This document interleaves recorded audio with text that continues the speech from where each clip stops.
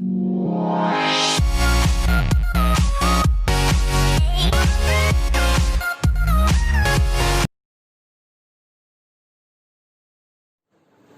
Students, हम कल पढ़ रहे थे वैदिक गणित। वैदिक गणित के अंदर जो अंतिम विधि थी वो निखिलम विधि से अपन गुणा कर रहे थे।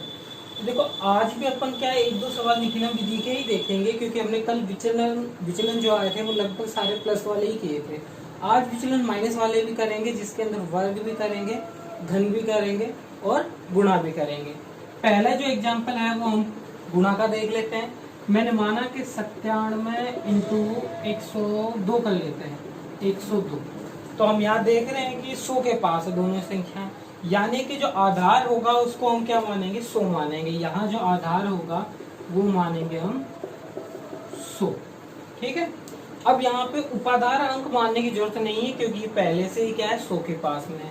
अगर हम 97 को देखें, 97 में कितना विचलन है, तो 100 से एक 3 कम है, माइनस के 3 क्या है, कम है, यानी कि -3 क्या हो गया, विचलन हो गया। अगर 102 को देखें, 102 को देखें तो ये 2 ज्यादा है, यानी कि विचलन जो है वो की बार किसमें आ गया, प्लस में आ गया।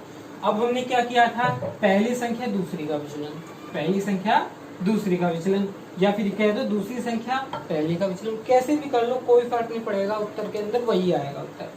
तो हम करते हैं 97 प्लस क्या आएगा, दूसरी का विचलन। अब क्योंकि यहाँ पे ये प्लस का 2 है इसलिए प्लस का चाहिए, अगर विचलन माइनस का होता, माइनस का 2 होता तो यहाँ पे आता -2। अब दूसरे भाग के अंदर क्या करते थे अपन, दोनों विचलनों का आपस में गुणा करते थे, यानी कि -3 है वो मल्टीप्लाई होगा 2 से, प्लस के 2 से। तो ये 97 में अगर 2 जोड़ते हैं तो ये कितने हो जाते हैं, 99 हो जाते हैं। दूसरे भाग के अंदर देखें 3 दूनी 6, माइनस के 6 आते हैं। सबको पता है माइनस इंटू प्लस क्या होता है, माइनस होता है। अभी देखो माइनस की संख्या जब आ जाती है तो उस कंडीशन में अपन क्या करते हैं, यहाँ से एक अंक या फिर जितने भी अंक जो होते हैं उतने अंक लेते हैं उस साइड। एक बात का ध्यान रखना है, जो हमने आधार माना है, जैसे कि आधार यहाँ 100 माना है, तो अगर मैं 99 में से एक उधर लेके जाऊंगा तो यानी कि एक ना जाके उधर क्या जाएगा, 100 जाएगा। देखो यहाँ पे जैसे कि 99 को मैंने मान लिया 98, मैंने एक क्या किया, उस साइड ले लिया। अब जैसे ही मैं उस साइड लूंगा तो एक ना आके यहाँ हो जाएगा 100। अगर मैं यहाँ से 2 संख्या लेता, 2 लेता तो वहां हो जाता 200, यहाँ से 3 लेता तो हो जाता 300। तो इस तरह से अब इसके अंदर से माइनस का 6 ऐसे कैसे हो जाएगा, यहाँ से एक कहाँ चला गया, उधर क्या बन गया, आधार के हिसाब से 100 बन गया। 98 और 100 में से जब 6 जाएंगे तो कितने बचेंगे, 94। तो ये हमारा क्या है, फाइनल आंसर, ये हमारा क्या हो गया, उत्तर हो गया। तो ये तो देखा हमने क्या, गुणा। अगर इसी तरीके से हम क्या देखें, वर्ग देखें, इसी तरह से हम वर्ग देखें तो वर्ग भी देख लेते हैं। मान लो 97 98 ले लेते हैं, 98 हमको क्या ज्ञात करना है, वर्ग ज्ञात करना है। वर्ग का मतलब क्या हो गया, कि वर्ग का मतलब 98 गुणा 98 करना है। ठीक है, विधि कौन सी, निखिलम विधि काम में लेंगे।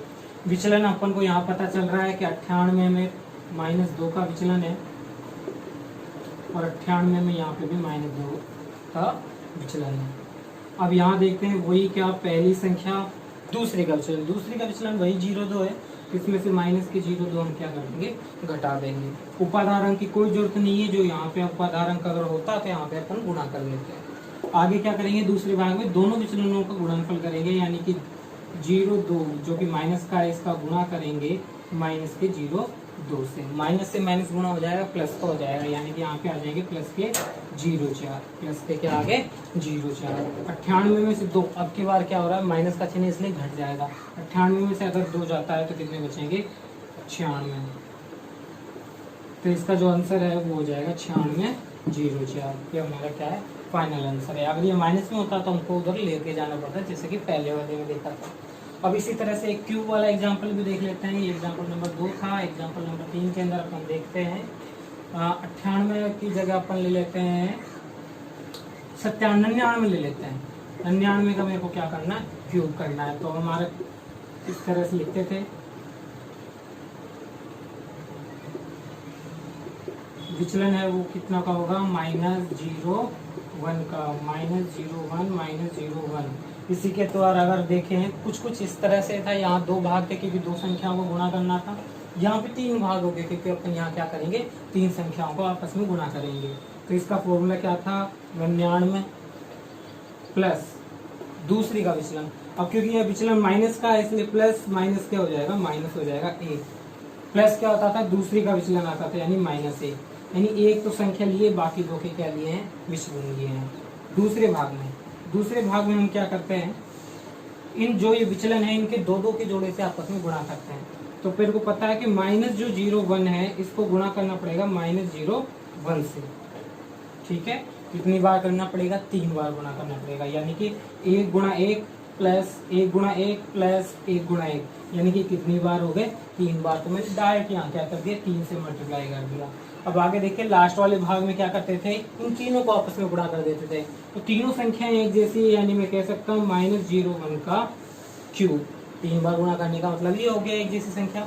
अब देखो 99 में से एक ये घटेगा, एक ये घटेगा, तो कितने हो जाएंगे, 97 यानी 97। दूसरे भाग में देखें तो 1 गुणा 1 क्या होता है, 1 होता है, और माइनस गुणा माइनस क्या होता है, प्लस होता है। यानी कि प्लस का 1 ये हो जाएगा, इस पूरे की जगह क्या आ जाएगा, +1, और इसको 3 से गुणा करेंगे तो 3 ऐसे कैसे ही आ जाएगा। आगे अगर हम देखें तो आगे यहाँ देखते हैं 0 3 आएगा, 0 1 है। तो 0 1 का अगर मैं क्यूब करूंगा, यानी 1 का क्यूब अगर मैं करता हूं तो मेरे पास 1 ही आएगा।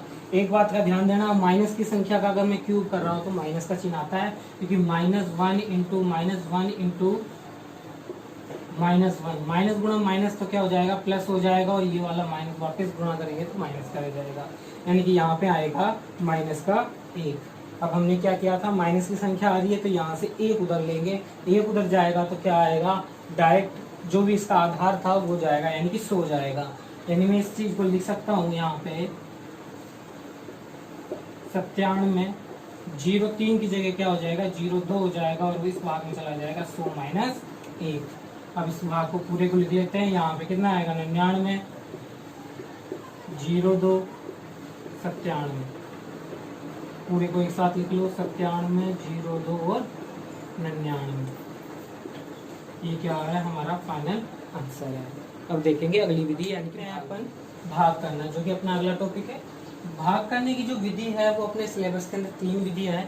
पहली विधि का नाम है सूत्र निखिलन, दूसरी विधि का नाम है सूत्र परावर्त्य, और तीसरी जो है वो है सूत्र ध्वजा।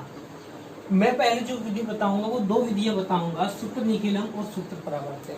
ये दोनों लगभग एक जैसी है, मतलब इसके अंदर जो अपन काम करते हैं वो लगभग एक जैसा करते हैं। जो थोड़ा सा अंतर है वो भी क्वेश्चन के थ्रू अपन समझ लेंगे। सूत्र ध्वजांक जो है वो आगे हम पढ़ेंगे। देखो सूत्र निखिलन में क्या होता है, हमारे पास जो संख्या जिसका हम भाग दे रहे हैं वो अपने आधार के आसपास होती है। आधार है हमारा यहाँ पे कितना, 100, 97 100 के आसपास है। तो आधार के आसपास क्या है, 97। अगर मैं इससे विचलन देखूं, अगर मैं क्या करूं, इस 100 से विचलन देखूं, तो पहली बात तो 100 से क्या है, 97 कम है। तो कम वाली जितनी भी संख्याएं होंगी 100 से, वो सारी की सारी कौन सी विधि से हल होंगी, सूत्र निखिलन से हल होंगी, जो क्या है 100 से कम है। यानी कि 100 से ये कम है, 97 कितना कम है, 0 ठीक है, कितना कम है, 0 अब ये जो विचलन है होने को माइनस में चाहिए, लेकिन हम जब भाग करेंगे तो यहाँ पे अपन प्लस कर देंगे, या कहूँ कि ये प्लस में रहेगा। जो भी काम करना है वो क्या करेंगे, हम प्लस में करेंगे। अब देखो जिस संख्या के अंदर अपन को भाग देना है, किसमें भाग देना है, इसके अंदर लिख लेते हैं यहाँ पे 3994, ठीक है। अब एक बात का ये ध्यान रखना है कि इस संख्या में 2 भाग करने हैं, 2 भाग किस आधार पे करना है, आधार के अंदर कितने 0 हैं, 2 0, यानी 2 अंक हमको क्या करने हैं, पीछे छोड़ने, बाकी के बचेंगे वो बीच वाले भाग में आ जाएंगे। अब यहाँ जो नीचे आएगा वो हमारा क्या आएगा, भागफल आएगा। यहाँ पे जो आएगा वो हमारा क्या आएगा, शेषफल आएगा। और बाकी की जो संख्याएं हैं वो बीच में अपन लिखेंगे।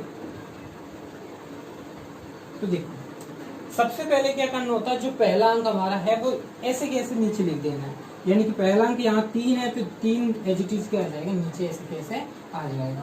जो यहाँ पे संख्या आएगी उसको गुणा करना है इस विचलन से, जो भी यहाँ संख्या आएगी उसको किससे गुणा करना है, विचलन से गुणा करना है, और उसको आगे के अंकों के नीचे लिख देना है। जैसे 3 को अगर मैं मल्टीप्लाई करूंगा 0 3 से, तो मेरे को पता है 3 3 9 होते हैं, यानी कि हमारा आएगा 0 9। जो अंक हमने नीचे लिख दिया उसको नीचे दोबारा हमको कोई संख्या नहीं लिखनी, 3 ऐसे इसे लिख दिया तो इसलिए इसके नीचे अब कुछ भी नहीं आएगा, 0 9 अपन ने लिख दिया।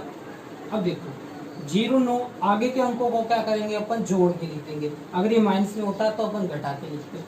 तो अगर देखिए 9 और 0 कितना होता है, 9 ही होता है, इसलिए अपन यहाँ क्या करेंगे 9 को भी एज इट इज लिख देंगे।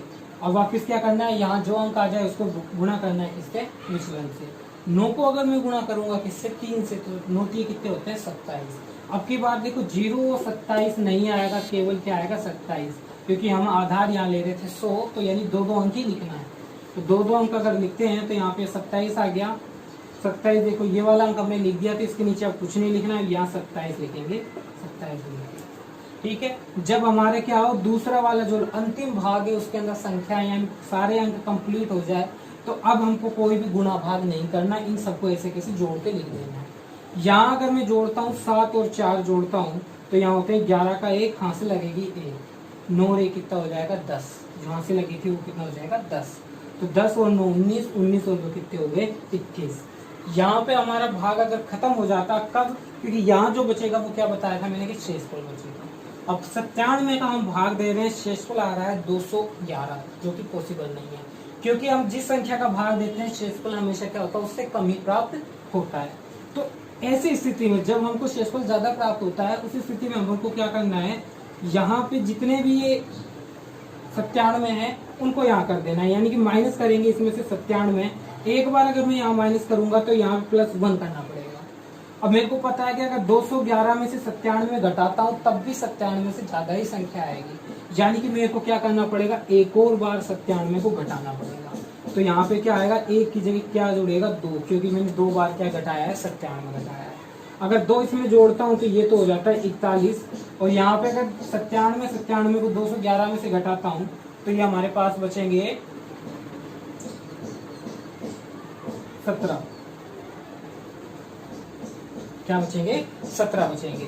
तो ये जो हमारे अंतिम भाग में बचा वो तो हमारा क्या है शेषफल है, ये तो हमारा क्या है शेषफल, और यहाँ पे जो ये आएगा ये हमारा क्या आएगा भागफल आएगा। ठीक है, मेरे को हिसाब से सारी चीजें समझ में आ गई होगी। देखो ये वाली जो स्थिति है बहुत कम क्वेश्चनों के अंदर आएगी, इसलिए हमारा जो भी एडजेक्टिव आ जाएगा यानी इससे जिसका हम भाग करें उससे कम यहाँ संख्या मिल जाएगी किसमें, शेषफल में, तो हमको वही खत्म कर देना है, वही हमारा क्या है आंसर है। ये वाला हिस्सा तो होगा हमारा भागफल और ये वाला हिस्सा होगा शेषफल। इसी तरह से अगर मैं किसको देखूँ, इस सूत्र परावर्तन विधि को देखूँ, दोनों को लिखने का तरीका सेम है, फर्क इतना है कि यहाँ आधार क्या होगा वही 100 होगा, ये 100 से ज्यादा है, जबकि इसके अंदर क्या था 100 से कम। 100 से कम का अगर हम भाग दे रहे हैं तो सूत्र निखिलन से होगा, 100 से ज्यादा संख्या है उसका भाग देंगे तो हम कौन सी विधि से करना पड़ेगा, सूत्र परावर्तन विधि से। लिखने का तरीका दोनों का सेम, वही 131 जैसे मैंने यहाँ लिखा, विचलन कहाँ लिखना है, यहाँ आएगा 31। एक बात का यहाँ पे ये ध्यान रखना है कि इसके ऊपर कुछ इस तरह से चिन्ह लगाएंगे जिसका मतलब होगा कि ये जो विचलन है वो है माइनस में, यानी कि यहाँ जो हम जोड़ रहे थे अगर ऐसे चिन्ह आएंगे तो उसका मतलब है हमको अब की बार क्या करना पड़ेगा, घटाना पड़ेगा। अब देखते हैं आगे वाले में क्या किए थे हमने, जो हमारा भाज्य है उसके 2 भाग किए थे, ये भाज्य को अपन यहाँ लिख लेते हैं 133/85। मैंने क्या बताया था कि जो हमारा आधार है उतने अंक हमको क्या करने हैं, पीछे की ओर छोड़ने हैं। 2 अंक हमने क्या किए, पीछे की ओर छोड़ दिए। अब देखो तो सबसे पहले हमने क्या किया था कि पहले अंक को एज इट इज ऐसे कैसे लिखा था, 1 का 1 ही आ जाएगा, और फिर क्या किया था इस 1 को गुणा किया था हमने इस विचलन से। 1 को गुणा करते हैं अगर -31 से तो हमारे पास ये की यही संख्या आ जाएगी -31। जो अंक हम नीचे लिख दिया है उसके नीचे कोई संख्या अपन को नहीं लिखनी, इसलिए 1 के नीचे कुछ नहीं है। अब देखो ये 3 तो है ऊपर वाला प्लस का, नीचे वाला 3 है माइनस का, 3 में से 3 घटता है तो क्या बचता है हमारे पास 0, क्या बचेगा 0 का। अब क्या करना है, 0 को हमको क्या करना था, वापस -31 से गुणा करना था, यानी कि मेरे पास अब वापस क्या आएगा 00। अब इसके ऊपर माइनस चिन्ह लगाओ चाहे प्लस चिन्ह लगाओ कोई फर्क नहीं पड़ता। तो अब हमने क्या किया था, यहाँ से हमने संख्या उतार दी थी इसलिए इसके नीचे कुछ नहीं लिखना है। अब क्या लिखना है, आगे वाले अंकों के नीचे। यहाँ अगर हम देखें कि 3 तो है प्लस का, 1 है माइनस का, 0 है प्लस का या माइनस का, यानी कि 3 में से 1 गया तो कितना बचेगा 2 को मैंने यहाँ लिख दिया। ये 2 अभी तक यहीं पे है, इसलिए अब क्या करेंगे 2 को इससे गुणा करेंगे तो 31 को 2 से गुणा करेंगे तो कितना आएगा 62, माइनस के 62। ये 6 आ गया, 2 आ गया, दोनों के दोनों किसके होंगे माइनस के, क्योंकि ये माइनस का है और जिससे हम गुणा कर रहे हैं वो क्या है हमारी प्लस की संख्या है। अब ये वाला भाग पूरा क्या हो गया, कंप्लीट हो गया, अंतिम अंक से अंतिम अंक मिल गया। यानी कि अब हमको केवल और केवल क्या करना है, जोड़ के लिख देना है। 5 में से 2 घट जाएंगे क्योंकि 2 माइनस का है, तो कितने बचेंगे, 3 बचेंगे। 8 में से अगर 6 घटेंगे तो कितने बचेंगे, 2 बचेंगे। यानी कि ये हमारा क्या है, फाइनल आंसर है। ये वाला हिस्सा तो क्या हो गया हमारा, भागफल कितना आया, 102, और शेषफल कितना है, शेषफल यहाँ पे अपने पास कितना बचा, 23। तो इस तरह से सूत्र निकलन, सूत्र परावर्तित, दोनों विधियां सेम है, पर कितना है, जिसका हम भाग दे रहे हैं वो सूत्र परावर्तित में तो क्या होती है, 100 से या आधार से ज्यादा होती है, जबकि इसके अंदर आधार से कम होती है। आधार से ज्यादा वाली संख्याओं में विचलन हम क्या लिखते हैं, माइनस में लिखते हैं, और इस वाली विधि के अंदर हम कितने लिखते हैं, प्लस में। लेकिन इसके अंदर दोनों के अंदर सेम चीजें करनी होती है। अब देखते हैं अगली विधि। चलो अब देखते हैं अगली विधि। अगली विधि में हम क्या देख रहे थे, भाग करना देख रहे थे। 2 विधि हमने देख चुके हैं। सूत्र द्विजांक, ये हमारी क्या है, इंपॉर्टेंट विधि इसलिए है क्योंकि थोड़ी कठिन पड़ती है, 2 आएगी तो 2 नंबर में आती है। तो इसके लिए पहले हम क्या करते हैं, जिसका हमको भाग देना है, जैसे कि मान लो यहाँ पे 131 का भाग दे रहे हैं और यहाँ भाग देंगे हम 59 का भाग देंगे। तो इसको क्या करना होता है, 2 भागों में बांटना होता है। पहला भाग कहलाता है मुख्यांक और दूसरा भाग कहलाता है ध्वजांक। यानी कि जो शुरुआती भाग होता है, या कहें कि प्रारंभिक अंक जो होता है वो तो आता है मुख्यांक में, और जो बाद वाले अंक होंगे वो आएंगे ध्वजांक में। ये डिपेंड करेगा कि हम किस तरह से बांटे। जैसे कि ये तो फिक्स हो गया कि 5 तो क्या हो जाएगा, मुख्यांक हो जाएगा, और बाद वाला क्या हो जाएगा, ध्वजांक हो जाएगा। लेकिन बात करें 131 की, तो मुख्यांक 1 लिख सकते हैं और ध्वजांक हम 31 लिख सकते हैं, या फिर हम ये भी कर सकते हैं कि मुख्यांक हम 13 लिखें और ध्वजांक को हम क्या कर दें, 1 लिख दें। ये हम क्वेश्चन के अकॉर्डिंग देखेंगे। जैसे कि अगर मैं पहला क्वेश्चन करें, तो पहले क्वेश्चन के अंदर देखो कैसे है, इसको 2 भागों में बांटेंगे। पहला तो ये क्या है हमारा मुख्यांक, जो कि नीचे लिखेंगे, और ध्वजांक को लिखेंगे ऊपर। मुख्यांक का हमेशा हमको भाग देना है, और ध्वजांक से हमको क्या करना है, संख्याओं को गुणा करना है। किन संख्याओं को गुणा करना है वो देखते हैं। जिस संख्या में हम भाग दे रहे हैं उस संख्या को क्या करना है, 2 भागों में बांटना है। जैसे कि ये पूरी संख्या ऐसे कैसे लिख देते हैं, जितने ध्वजांक के अंक होंगे, जितने भी ध्वजांक में अंक मानूंगा उतने अंक हमको क्या करने, पीछे की ओर छोड़ने हैं, किसका, भाज्य का। अब क्या करते हैं, जो ये हमारा मुख्यांक था इसका भाग देते हैं पहली संख्या में। अगर मैं पहली संख्या में भाग दूं, यानी 5 का भाग 5 में दूंगा तो कितनी बार जाएगा, 1 बार। उसको यहाँ नीचे लिखा, ठीक है। 5 में से 5 को माइनस करना है। 5 का भाग 5 में दे रहा हूँ, इसलिए मैंने क्या कर रहा, 5 में से 5 को माइनस किया, तो यहाँ तो शेषफल बचेगा, वो क्या बचेगा, 0। शेषफल कितना बचेगा, 0। उस शेषफल को मेरे को कहाँ लिखना होगा, आगे यहाँ लिखना होगा। यानी कि मेरा जो नया भाज्य है, नया भाज्य वो बन जाएगा 0,8, ठीक है। देखो नया भाज्य जब भी हम लिखेंगे, इसको हमेशा हमको क्या करना पड़ेगा, संशोधित करना पड़ेगा। संशोधित करने के लिए हमको क्या करना है, ये वाली जो संख्या है इसको गुणा करना है, किससे, मुख्यांक से। अगर मैं मुख्यांक से गुणा करूंगा, यानी 1 को 9 से गुणा करूंगा, तो 8 में से 9 को क्या करना पड़ेगा, घटाना पड़ेगा। और इस स्थिति के अंदर हमारा जो शेषफल है, या कहें नया भाज्य जो हमको मिलेगा, वो मिलेगा -1, जो कि पॉसिबल ही नहीं है। यानी कभी भी हम माइनस वाली संख्या के अंदर भाग दे ही नहीं सकते, ठीक है। तो यानी कि मेरे को क्या करना पड़ेगा, यहाँ पे जो 1 अंक के अंदर में भाग दे रहा था, वो 1 अंक में ना देकर मेरे को 2 अंकों में भाग देना पड़ेगा। यानी कि मैंने पहले क्या किया था, केवल 5 में भाग दे रहा था, अब 5 में भाग ना देकर मेरे को देना पड़ेगा पूरे 2 अंक, तब जाके सवाल होगा। तो इस बात का हमको ध्यान रखना है। अब देखो सारी चीजें जो भी हम एक्स्ट्रा चीज करेंगे वो यहाँ लिख लेते हैं। 58 के अंदर अगर मैं भाग दूं 5 का, ठीक है, तो चाहे कितनी बड़ी संख्या आ जाए, हम जिसका भाग दे रहे हैं 9 से ज्यादा बार नहीं दे सकते। यानी 9 पंजे कितने होते हैं, 45। अगर मैं इसके अंदर भाग दूंगा तो भाग मेरे को क्या करना है, 9 से ज्यादा कभी नहीं देना, यानी 9 पंजे 45। अंतिम अंक केवल और केवल मेरे को 9 रखना। 9 पंजे अगर मैं 45 रखूँ, तो यहाँ पे जो मेरा शेषफल है, जो मेरा शेषफल है वो यहाँ कितना मिलेगा, 45 को अगर इसमें से घटाते हैं तो हमारे पास बचेंगे 8 और 5 13। शेषफल कितने बचेंगे, 13।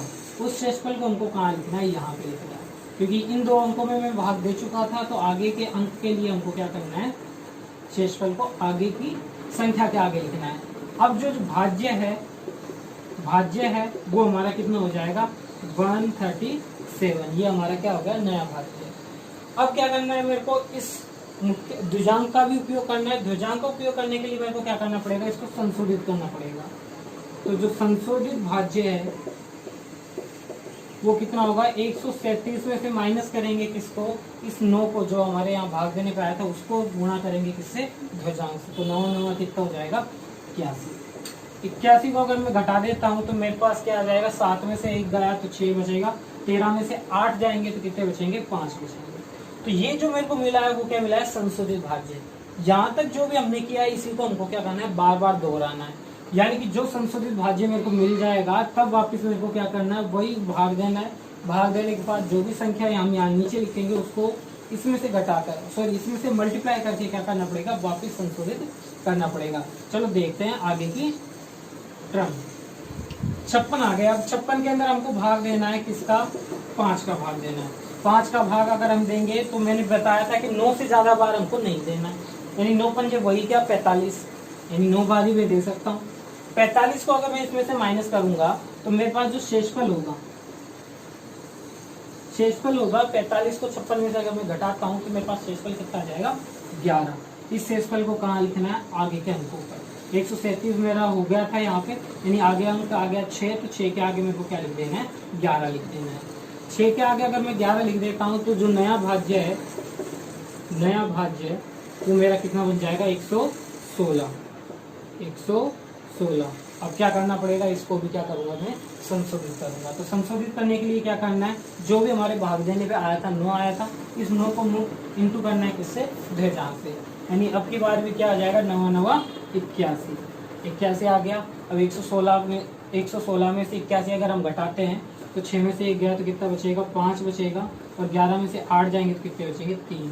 ये हमारा क्या आ गया, 35 जो है वो हमारा क्या है, संशोधित भाज्य है। ये हमारा क्या है, संशोधित भाज्य। अब मेरे को जो 5 का भाग देना है उस 35 में देना है, ठीक है। अब देखो बाकी की टर्म में यहाँ पे जगह नहीं है तो मैं क्या कर रहा हूँ, कुछ मिटा देता हूँ।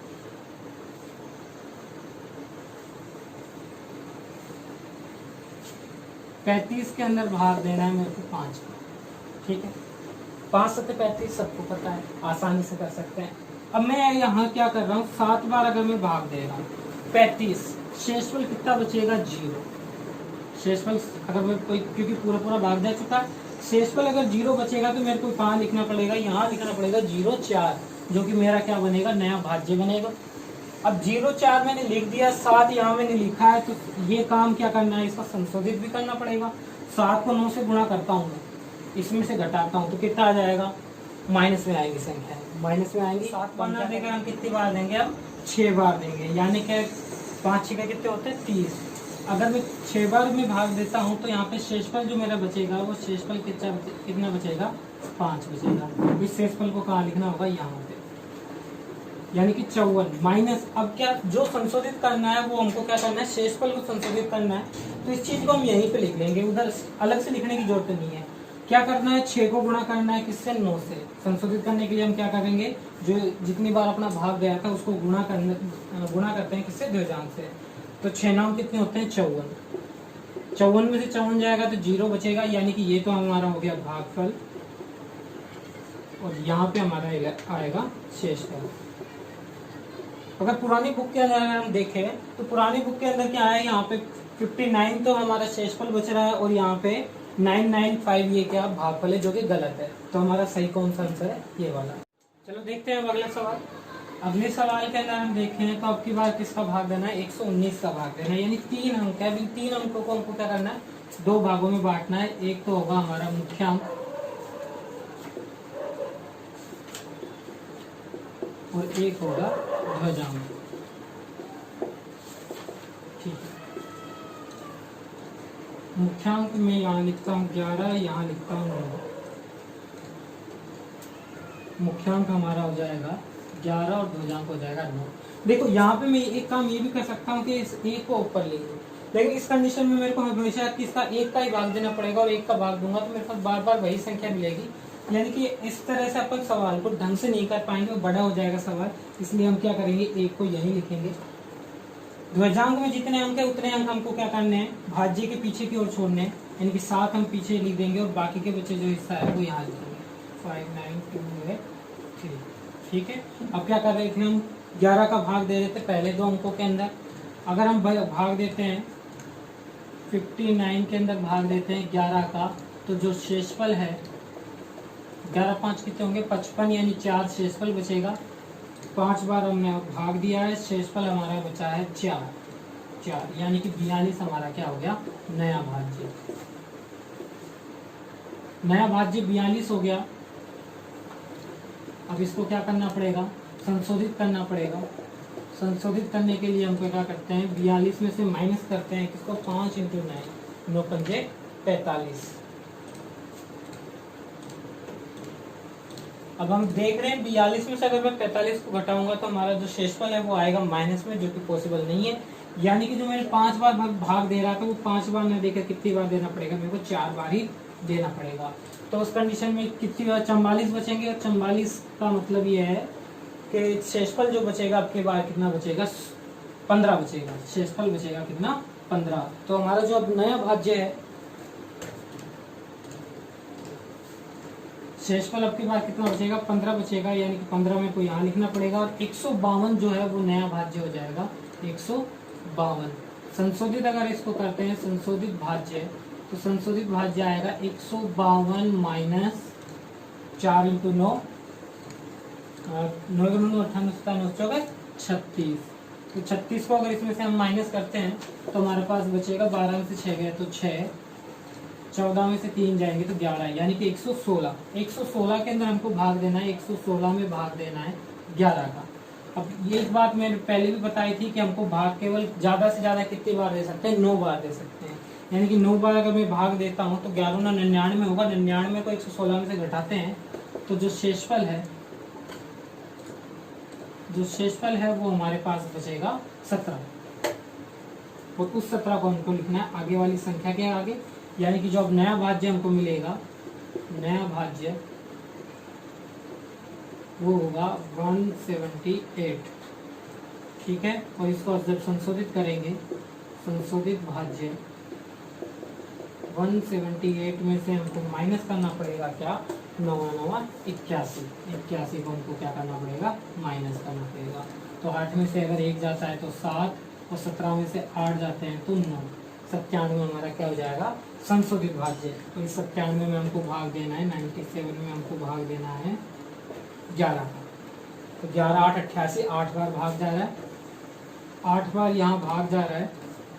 और जो शेषफल है, शेषफल जो है वो 97 में से अगर 88 अगर हम घटाते हैं तो हमारे पास 9 जो है वो हमारा क्या बचेगा, शेषफल बचेगा। 9 को हम कहाँ लिखेंगे, आगे वाली संख्या के आगे। अब जो नया भाज्य है, नया भाज्य वो हमारा हो गया 93।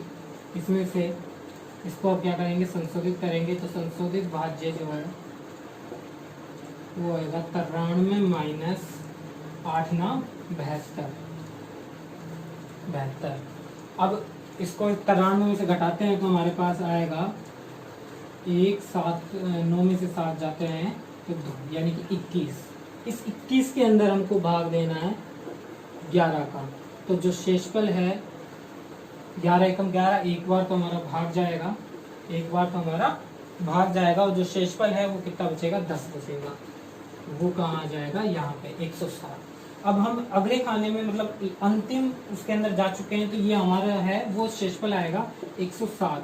इसमें से माइनस, यानी अब इसको संशोधित करेंगे तो 1 को मल्टीप्लाई करेंगे 9 से, तो 9 से अगर मैं माइनस करता हूँ 160 में से, तो मेरे पास जो बचेंगे वो बचेंगे 98। ये मेरा क्या है, शेषफल है। और जो मेरे को यहाँ मिला, ये मिला मेरे को भागफल। एक बार देख लो, 119 का भाग दे रहे थे, शेषफल बच रहा है। चलो अब देखते हैं आगे की विधि। आगे की विधि में अगर हम देखें तो हम वैदिक गणित के अंदर हम पढ़ेंगे बीजगणित। तो बीजगणित के अंदर क्या कुछ लगभग 10 से 11 सवाल हैं, ये 11 टाइप के सवाल हैं। उनमें से 4 फॉर्मूले मैंने यहाँ पे लिख रखे हैं कि अगर कोई भी सवाल ax + b = cx + d की फॉर्म में हो या इस रूप में हो, तो x = डायरेक्ट होगा d - b/a - c। ठीक है, अब ये एक तो एक टर्म याद रखनी पड़ेगी, ऊपर से मेरे को इसका x इक्वल टू ये होगा, ये फॉर्मूला भी याद रखना पड़ेगा। तो इससे अच्छा हम क्या करेंगे, हम डायरेक्ट सीखेंगे सवाल के हिसाब से कि इसके अंदर कौन सा मेथड लगेगा और इस मेथड से ये वाला फॉर्मूला। चलो अब देखते हैं। अब देखो ये जो सवाल है 13x minus 14 equal to 9x plus 10, इस सवाल के अंदर आप देखिए, अगर इसकी फॉर्म देखें तो जो टर्म यानी जो संख्याएं लिखी हुई है इनको तो हमको ABCD मानना है। जैसे कि AX माइनस प्लस हो जाएगा B बराबर CX प्लस D, ये इस फॉर्म में है या इस रूप में है। अब इसके अंदर देखो x की अगर मेरे को वैल्यू डायरेक्ट याद रखनी है कि x का फॉर्मूला क्या होगा, तो पक्षांतरण करना हम सभी को आता है। पक्षांतरण में हम क्या करते हैं, x वाले भाग को x वाले भाग के पास लेके जाते हैं और जो सादा संख्या होती है, स्वतंत्र संख्या होती है, उसको स्वतंत्र संख्या के पास लेके जाते हैं। तो मेरे को पता है कि यहाँ से जो ये CX है इसका मेरे को इधर पक्षांतरण करना पड़ेगा और इस B का पक्षांतरण हमको करना पड़ेगा दूसरी ओर। तो देखो जब ये D यहाँ लिखा हुआ है, D में से क्या माइनस हो जाएगा, प्लस का उधर जाके माइनस का हो जाएगा, तो आ जाएगा माइनस का D अपॉन। अब ये जो x वाले टर्म है इसके अंदर से मेरे को क्या करना पड़ेगा, x कॉमन लेना पड़ेगा। यानी कि मैं कहना चाहता हूँ कि ax और cx इधर आके क्या हो जाएगा, माइनस का हो जाएगा। अगर मेरे को x का मान चाहिए तो x को क्या करूंगा, मैं कॉमन निकालूंगा, यानी a माइनस सी और x क्या आ जाएगा, बाहर आ जाएगा। बराबर में अगर देखें तो हमारा था d माइनस बी, बराबर में था d माइनस बी। अब इसका अगर मैं पक्षांतरण करूंगा जो कि x से क्या हो रहा है, गुना हो रहा है, तो ये भाग में जाएगा और भाग में जाएगा तो ये होगा a माइनस सी। तो डायरेक्ट ये फॉर्मूला याद हमको क्या करना है, याद रखना है। याद नहीं होता तो एक बार देखना सवाल को कि मैं किस तरह से डायरेक्ट करता हूं बिना कुछ लिखे। देखो x बराबर d ऐसे कैसे रहेगा, यहां से कौन जाएगा b, तो d में से माइनस कौन होगा, b। x के गुणा में जो भी संख्या है वो कहाँ जाएंगी, भाग में जाएंगी। c जो है वो इधर आके माइनस हुआ, यानी प्लस का कौन रहेगा a, इसमें से माइनस कौन हो जाएगा c। डायरेक्ट हमारा फॉर्मूला बन गया।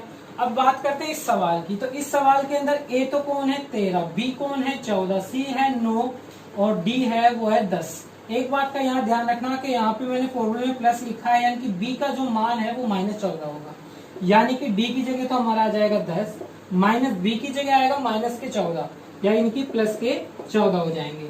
अपॉन में a का मान कितना है 13, माइनस c का मान कितना है, c का मान है 9। तो जो हमारा आंसर है वो हो जाएगा 24/13 में से 9 जाएंगे तो बचेंगे 4, 4 का भाग जा रहा है कितनी बार, 6 बार, तो x का मान क्या आ गया, 6 आ गया। इसी तरह से हम और सवाल देखेंगे। अब देखो सभी सवालों को अगर मैं इस तरह से मान रख के करेंगे तो कुछ ज्यादा बड़ा वीडियो हो जाएगा, इसलिए हम केवल क्या करेंगे, अब बाकी की जो 3 है वो केवल फॉर्मूले समझेंगे कि फॉर्मूले किस तरह से बनेंगे।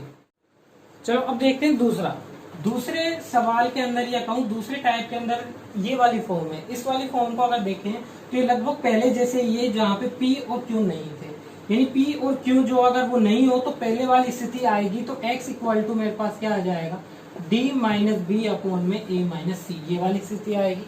अब देखो P और Q क्या है, एक संख्या होगी, P जो है वो गुणा होगा C और D से।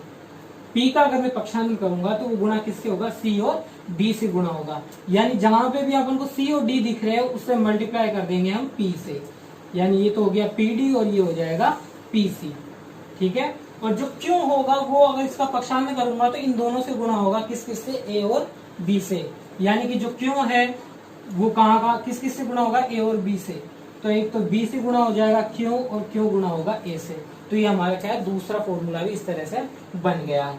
अब तीसरे अगर मैं फॉर्मूले की बात करूं तो तीसरी फॉर्मूले की जो फॉर्म है, जो रूप है वो कुछ इस तरह से है, x plus a bracket x plus b बराबर x प्लस सी ब्रैकेट x प्लस डी।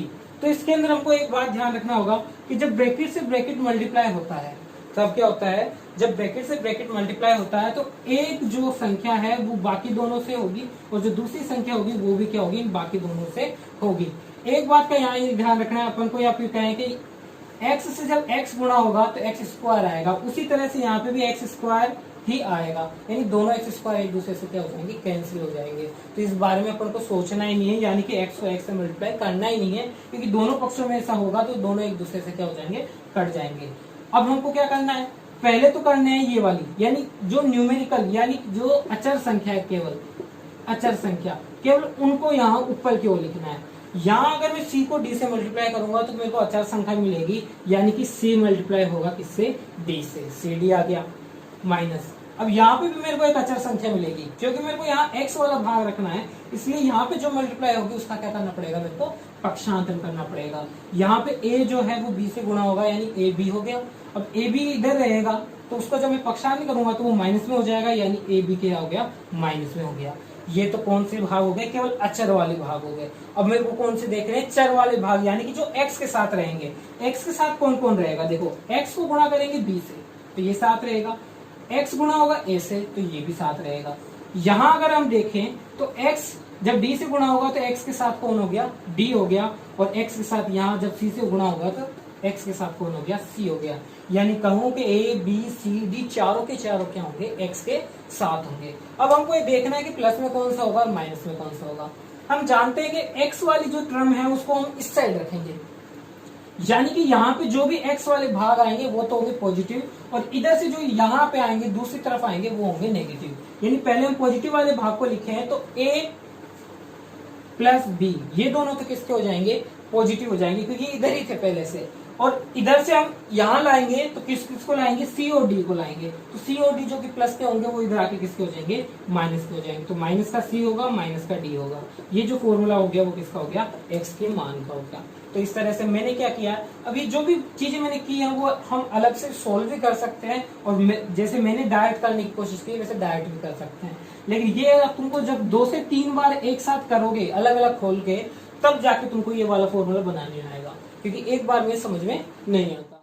अगर मैं इस वाले भाग का पक्षांतर करूं तो मेरे पास आएगा m बटा एक्स प्लस ए बराबर आएगा n बटा एक्स प्लस बी। ठीक है, अब इसको जब मैं वज्र गुणा करूंगा, मतलब ये भाग इससे गुणा होगा तो ये वाला भाग इससे होगा, तो मेरे पास आएगा m into x plus b equal to n into x plus a. ये आ गया। अब मेरे को क्या करना है, x वाली टर्म एक साथ लिखनी है और अचर संख्या है वो एक साथ लिखनी है। तो देखो m गुणा होगा x से तो mx हो गया, इधर n x से गुणा होगा तो माइनस का कौन हो गया, n x हो गया। ठीक है, ये तो दोनों कौन से भाग हो गए, अचर वाले। अब मैं बात करता हूँ केवल संख्या वाले, तो n गुणा होगा a से तो n a हो गया, प्लस ये वाला भाग अगर उधर जाएगा तो ये m वाला उधर जाएगा तो माइनस का हो जाएगा m b हो गया। अब यहाँ मेरे को x का मान चाहिए तो x तो ये आ गया कॉमन, बाहर जो जाएगा या कहूँ ब्रैकेट में जो रहेगा यहाँ से रहेगा m माइनस n, और जो ये वाली संख्या है उनको ऐसे कैसे लिखेंगे, n a plus m b। तो x का जो मान हो गया x equal to direct formula हो गया n a plus m b बटा m माइनस n। ठीक है, अब इस फॉर्मूले को अगर हम देखें, सॉरी एक माइनस का चिन्ह मैंने नहीं लिखा, ये रहा। अब देखो जो किताब में फॉर्मूला दे रखा उसके अंदर और इसके अंदर थोड़ा सा डिफरेंस ये है कि यहाँ अगर m पहले है तो इस वाले भाग को मैं पहले लिख सकता हूँ। अगर मैंने ऐसा किया है यानी कि मैंने क्या किया है, माइनस का चिन्ह कॉमन ले लिया, तो ये हो गया M B minus N A, और बटे में आ जाएगा m माइनस n। ऊपर भी पहले m है फिर n है, तो यहाँ पे भी पहले m है फिर n है। तो इस तरह से हमको क्या करना है, ये वाला फॉर्मूला बनाना है, क्योंकि डायरेक्ट ये याद रख नहीं पाएंगे, इसलिए अब इनका यूज क्या करना है, अपन को क्वेश्चनों में करना है। तो वो तो तुम बड़े आप देखते हैं वैदिक गणित। वैदिक गणित के अंदर बीजगणित हम पढ़ रहे थे, इसके 4 टाइप के मैंने सवाल लिखे हैं। ये सारे के सारे क्या हैं, शून्यात विधि पे आधारित है, यानी कि किसी न किसी टर्म को या किसी न किसी भाग को हम किसके 0 के बराबर मान लेते हैं।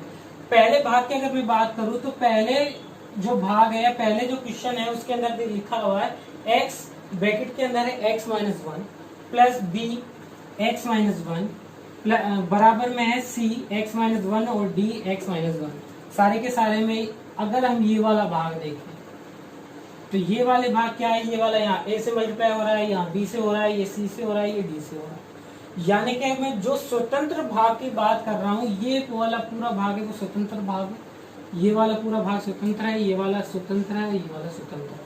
यानी प्रत्येक पद के अंदर अगर कोई समान संख्या आ रही है तो वो 0 के बराबर मानी जाती है। यहाँ प्रत्येक पद के अंदर आ रहा है x माइनस 1 जो कि किसके बराबर होगा, 0 के बराबर होगा। यानी कि यहाँ से x का मान हम आराम से निकाल सकते हैं, क्या हो जाएगा +1 या कहूँ x बराबर 1। तो इस तरह से अगर प्रत्येक पद के अंदर कोई भाग या कोई संख्या समान आ रही है तो वो किसके बराबर हो जाएगी, 0 के बराबर हो जाएगी। एक छोटा सा और क्वेश्चन देख लेते हैं, 3x + 2x = 5x + 10x। अगर मैं सभी पदों के अंदर देखूं तो x सभी में आ रहा है, सभी पदों में x आ रहा है, यानी x बराबर क्या होगा, 0 होगा। ठीक है। अब दूसरे सवाल को अगर हम देखें तो दूसरे सवाल के अंदर देखो दो ब्रैकेट हैं वो आपस में मल्टीप्लाई हो रहे हैं, दो ब्रैकेट के जो हैं वो एक दूसरे से क्या हो रहे हैं, मल्टीप्लाई हो रहे हैं। अब इस वाले क्वेश्चन के अंदर हम कोई फॉर्मूला भी लगा सकते हैं जो हम पहले पढ़ चुके हैं। फॉर्मूले के अलावा अगर एक चीज यहाँ देखें कि स्वतंत्र पद यहाँ तो कितनी आएगी, 9 होगा, 1 से गुणा तो 9 एकम 9, और जो 3 गुणा होगा 3 से तो 3 एकम 3 आ जाएगा, यानी कि यहाँ 3 3 9 आ जाएगा। तो यहाँ पे भी 9 आ रहा है, यहाँ पे भी 9 आ रहा है। अगर दोनों पक्षों के अंदर चर पद क्या हो, 9 हो, तो उस कंडीशन में x का जो मान होता है वो 0 होता है। ठीक है। यानी कि अगर दोनों पक्षों में जो चर भाग है, अचर भाग है वो क्या हो, अगर समान हो तो जो x का मान होगा वो क्या होगा, 0 होगा। अब देखते हैं ये नीचे वाले सवाल।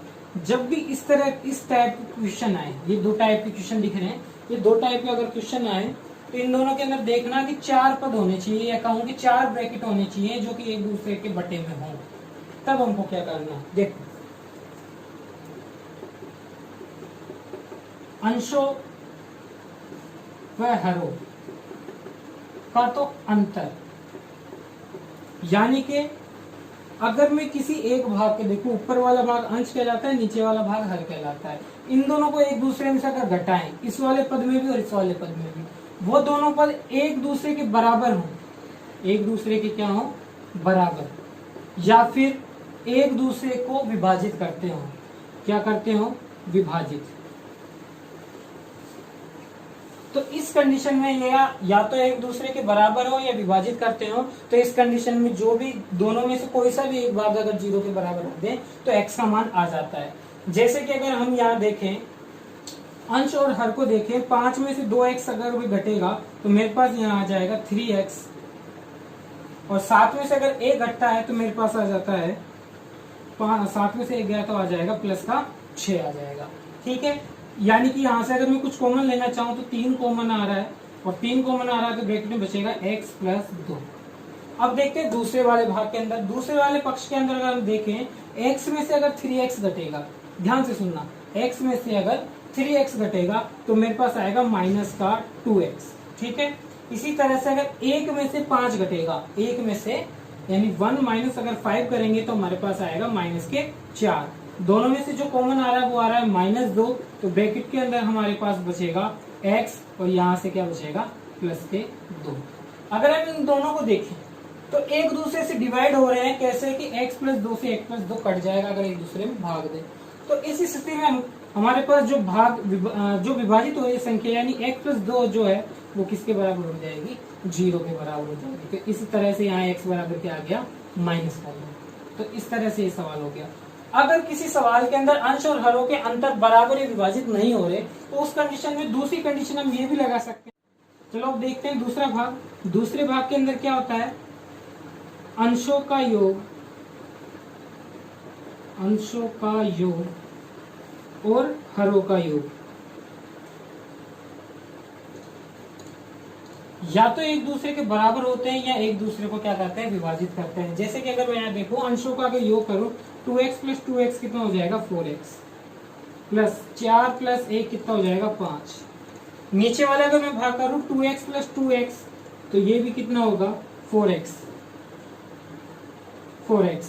और 1 + 4 करूंगा तो ये हो जाएगा +5। दोनों ही कंडीशन में देखिए दोनों बराबर आ गए। इसका मतलब ये है कि ये जो हमारा 4x + 5 है वो किसके बराबर होगा, 0 के बराबर होगा। तो 4x = कितना आ गया, -5, तो x = आ गया -5/4। इस तरह से ये दोनों विधियां एक दूसरे की क्या है, लगभग समान है, क्योंकि इसके अंदर सवाल एक जैसे दिखते हैं। तो हमको दोनों स्थितियां देखनी पड़ेगी कि अंशों और हरों का अंतर करने भी बराबर या विभाजित हो रहा है, या फिर अंशों का योग और हरों का योग एक दूसरे से विभाजित हो रहा है, फिर बराबर है, दोनों स्थितियों से एक 100% मिल जाएंगे। इस तरह से पूरी जो वैदिक गणित है वो खत्म होती है। अब पढ़ेंगे अगले वीडियो के अंदर हम अगला चैप्टर पढ़ेंगे।